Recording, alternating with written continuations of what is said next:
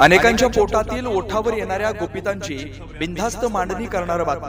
सरकार स्थिर पाहिजे अशी जनतेची भावना निर्माण झाली। प्रधानमंत्री नरेंद्र मोदी यांचं सक्षम नेतृत्व पाहता राज्यात स्वबळावर मोदी सरकार येणारच आहे। जनतेची देखील नरेंद्र मोदी हेच प्रधानमंत्री होतील ही मनापासून इच्छा आहे। देशाचे नेतृत्व हे नरेंद्र मोदींकडेच हवं, यासाठी पुन्हा एकदा प्रधानमंत्री बनवण्यासाठी सर्वजण सरसावलेत। भाजपाचा अबकी बार 400 पारचा नारा यशस्वी करू व यशस्वी पंतप्रधान नरेंद्र मोदी यांना पंतप्रधानपदी पुन्हा विराजमान करू।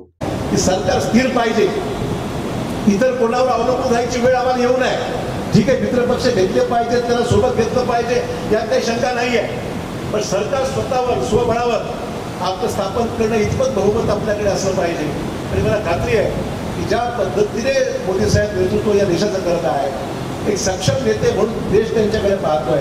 राष्ट्रीय आंतरराष्ट्रीय पातळीवर एक वेगळं चित्र निर्माण करण्याचं काम, एक वेगळी ख्याती ते निर्माण केलेली आहे, एक वेगळी इमेज यांची झालेली आहे।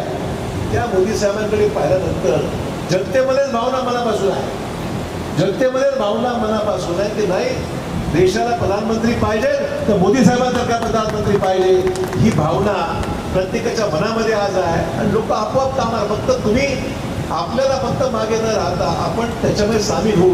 आपलं अधिकचं मतदान कसं होईल आपल्याला, त्या दृष्टिकोनातून आपल्याला अधिकची मेहनत करणं महत्त्वाचं आहे। की देशाचं नेतृत्व 2 टर्म मोदी साहेबांच्या झाल्या, आज पुनश्च प्रधानमंत्री म्हणून, यशस्वी पंतप्रधान म्हणून नरेंद्र मोदीच देशाला पाहिजे, या भूमिकेतून मोदी साहेबांना विजयी करण्याकरता सर्वजण सरसावले आहेत। कारणही तेवढी सक्षम आहेत। देशामध्ये ज्या गतीने विकास होत आहे,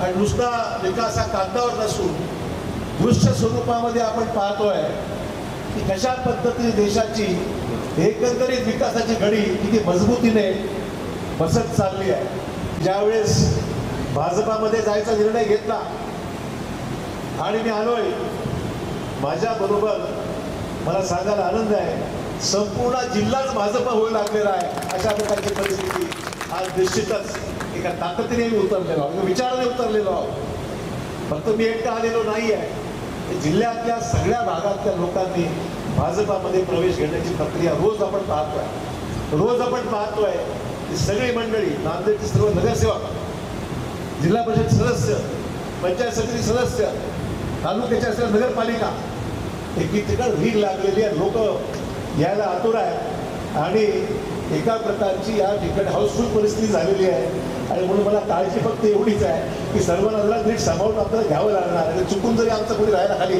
तिला वाटून नाही की बाबा मला काही मानाचं स्थान आहे की नाही, बिलकुल सर्वांना मान आहे, सर्वांना मान आहे, सर्वांना सन्मान आहे। अट फक्त एवढीच आहे, मान सन्मानाबरोबर काम सुद्धा थोडं चांगलं झालं पाहिजे, पण तेवढीच अपेक्षा। आपण आलो असताना तर नांदेडची आता अशा अवस्था आहे की म्हणजे डबल इंजिन ट्रिपल इंजिन नाही, 5 खासदार नांदेड जिल्ह्याला आता मिळालेले आहेत।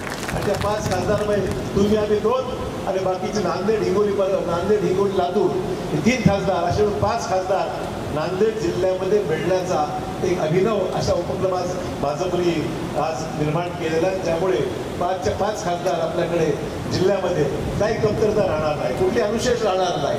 आणि 5ही खासदारांच्या माध्यमातून निश्चितच आपल्याला आगामी काळामध्ये भरपूर काम करणं वाव आहे।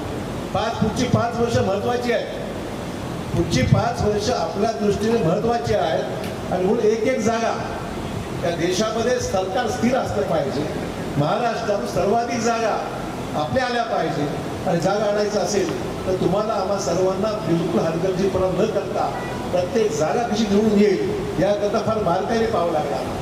मला माहिती आहे, अनेक जण मी पाहतो नगरपालिकेमध्ये लढणारे आहेत, महापालिकात लढणारे आहेत, कामं करणारे वॉर्डात बसून यादी घेऊन बसले असतात, एक मतदान करून घेतात स्वतः करता, जर स्वतः करता तसंच पत्तापुराव करावा लागला शक्य।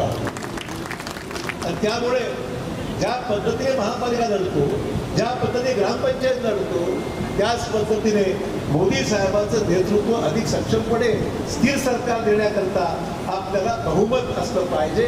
आणि म्हणून भाजपाने जो निर्णय घेतलेला आहे, अबकी बार 400 पार, बेधडक निर्भीड बिनधास्त मांडणी करणारा खबऱ्या लाईव्ह।